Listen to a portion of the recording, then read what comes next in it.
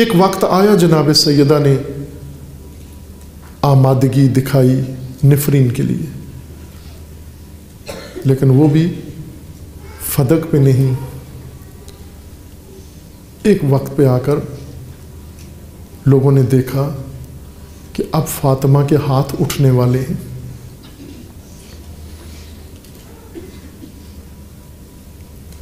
Be be نے اپنی حالت بنا لی اور امیر المومنین نے دیکھ لیا کہ اب فاطمہ بد دعا کرنے والی ہیں، اور وہاں فاطمہ زہرا کے پاس اس کے علاوہ اب کوئی چارہ نہیں تھا۔ لیکن وہ باغ کا مسئلہ نہیں تھا، وہ جائیداد کا مسئلہ نہیں تھا، وہ ولایت کا موضوع تھا۔ جب علی کو لے کے جا رہے تھے، اس کیفیت کے ساتھ لے کے جا رہے تھے کہ جناب زہرا زخمی تھیں، پہلو شکستہ تھیں، خود مجروح تھیں، خود زمین سے اٹھنا مشکل تھا۔ اپنے تئیں کوشش کی اس حالت سے ولی خدا کو نکالنے کی، وہ حالت جو بیان کرنا بھی بہت دشوار ہے، وہ جناب سیدہ نے دیکھی، اور اتنی شدید حالت تھی کہ اپنا دکھ بھول گئیں جناب سیدہ۔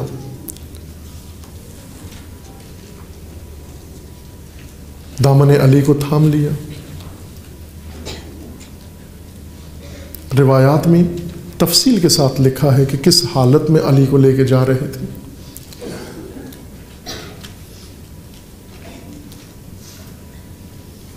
آج آپ نے دیکھا ہوا ہے، سنا ہوا ہے، مناظر ایسے آپ کے سامنے ہیں کہ جب پولیس کسی کو گرفتار کرتی ہے، کسی کے گھر میں جاتی ہے، اٹھا کے لے جاتی ہے، تو اتنے توہین آمیز طریقے سے نہیں لے کے جاتی جس طرح سے ولی خدا کو لے کے جا رہے ہیں۔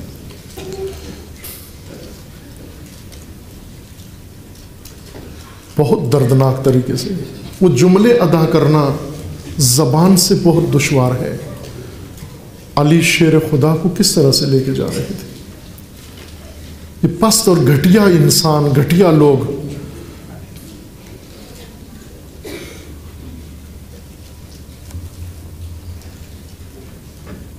کسی کا ہاتھ علی کے گریبان پہ تھا، کسی کا ہاتھ رسن پہ تھا، کسی کا ہاتھ علی کے ناسیہ پہ تھا۔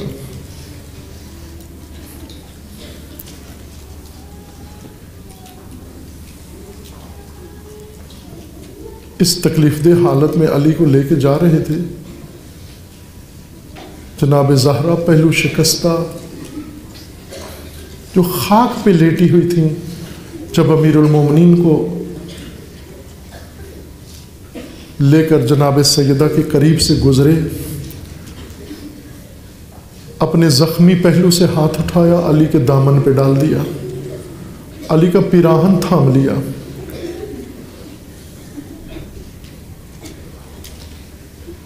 یہ لعین جس نے یہ ظلم کیا، بعد میں یہ خود بتاتا ہے اپنے دوسرے ساتھی کو جو اس وقت مدینہ میں موجود نہیں تھا، شام گیا ہوا تھا۔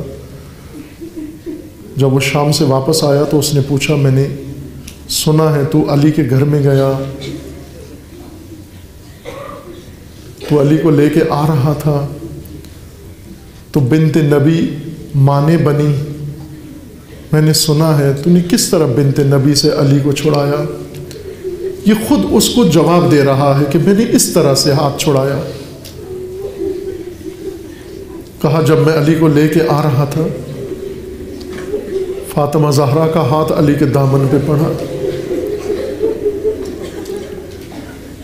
پہلے زبان سے دمکایا کہ ہاتھ کو چھوڑ دو، لیکن بی بی نے فرمایا جب تک زہرا زندہ ہے علی کا دامن نہیں چھوڑوں گی۔ اس لعین نے کہا پھر میں نے علی کو اپنی طرف کھینچا، زور سے کھینچا، چند قدم اپنی طرف کھینچا زہرا کا ہاتھ نہیں چھوٹا، بلکہ خاک پر علی کے ساتھ ساتھ زہرا بھی کھنچتی چلی آئیں، ہاتھ نہیں چھوڑا اور فریاد کر رہی تھی علی کو نہیں جانے دوں گی، ابھی تو زہرا زندہ ہے، ابھی ایک شیعہ تو علی کے زندہ ہے، علی بالکل تنہا نہیں ہے، فاطمہ زہرا موجود ہے۔ اس نے کہا میں نے جب یہ حالت دیکھی تو میں نے گمان کیا کہ اگر بنت نبی کا ہاتھ اسی طرح پڑا رہا، ممکن ہے لوگوں کے اندر بنت نبی کے ساتھ ہمدردی کا احساس پیدا ہو جائے، کوئی اور بھی ان کا ساتھ دینے کے لیے تیار ہو جائے، اس لیے میں نے ضروری سمجھا جلدی ہاتھ چھڑایا جائے۔ کس طرح سے چھڑایا؟ یہ لعین کہتا ہے کہ میں نے اپنے دائیں دیکھا، بائیں دیکھا، میرے قریب قنفذ کھڑا تھا، قنفذ دہشت گرد تھا ان کا، اس کی کمر بند میں تازیانہ اٹکا ہوا تھا۔ اس کا کہنا ہے میں نے وہ تازیانہ نکالا، تازیانہ نکال کر ہوا میں لہرایا اور اس زور سے دست دختر نبی پہ ڈمارا کہ ہاتھ چھوٹ گیا اور ایک نیلا زخم جناب سیدہ کے ہاتھ پہ پڑ گیا، اس زور کا تازیانہ لگا، ہاتھ چھوٹ گیا اور وہی نیلے زخم والا، نیلے نشان والا ہاتھ ہلا کر پھر علی کو کہنے لگی علی اللہ کے حوالے، علی اللہ کے حوالے۔ میں کہوں گا اے سیدہ یہ ایک تازیانے کا نیلا زخم تھا، لیکن جب ثانی زہرا اپنے بھیا کا دفاع کر کے واپس مدینہ آئی، روضہ رسول پر حاضر ہو کر لوگوں کو کہتی ہے لوگوں روضہ رسول سے باہر چلے جاؤ، مجھے اپنے نانا سے کچھ باتیں کرنی ہیں۔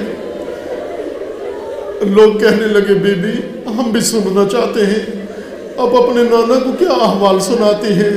فرمانے لگی فقط نانا سن سکتے ہیں اور کوئی نہیں سن سکتا۔